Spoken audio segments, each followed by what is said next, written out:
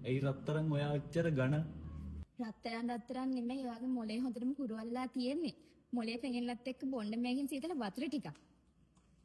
වතුරද රත්තරන්ද? වතුරද රත්තරන්ද? වතුරද රත්තරන්ද? ඔයාට වැඩියෙන්ම වටින්නේ වතුරද රත්තරන්ද?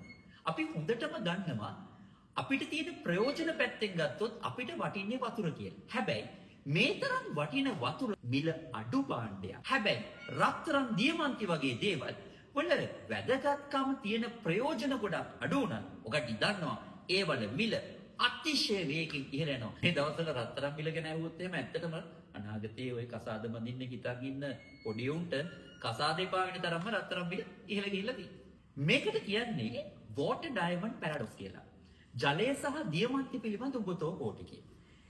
මේකදී කියන ආර්ථික විද්‍යාඥයෝ කිසියම් භාණ්ඩයක මිල තීරණය වෙන්න බලපාන්නේ ඒ භාණ්ඩේ මුළු උපයෝගීතාවය.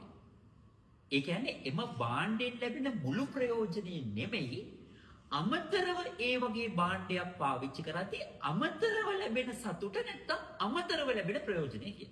නිකන් හිතන්න වතුර වීදුරුවක් පාවිච්චි කරනකොට ඔබට පළවෙනි වතුර වීදුරුවෙන් ලැබෙන තෘප්තියට වඩා අමතරව වතුර වීදුරුවක් බොනකොට අමතරව ලැබෙන සතුට ටික ටික අඩු වෙනවා. හැබැයි ඒ වගේ නෙමෙයි ඕකටි අතර රත්තරන් මාලයක් දියමන්තියක් දුන්නු. අමතරව මාලයක් ඕකටිට දිගින් දිගටම දීගෙන ගියොත් ඕකටි මොකද කරන්නේ? අමතර මාලයක් දෙනකම් කට ඇර බලන් ඉන්නවා.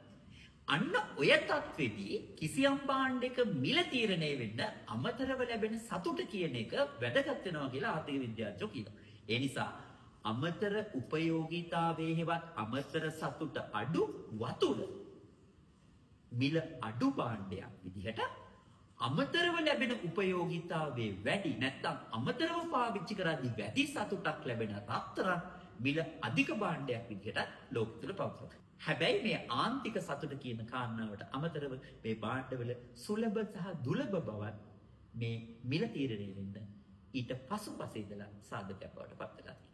එහෙනම් ඔය තමයි වතුර සහ රත්තරන් පිළිබඳව කියන්නේ. මොලය බ්‍රේන් ඉකෝන් බ්‍රයන් ලක්ෂාන්ත බ්‍රයන් මොලය බ්‍රේන් ඉකෝන් බ්‍රයන්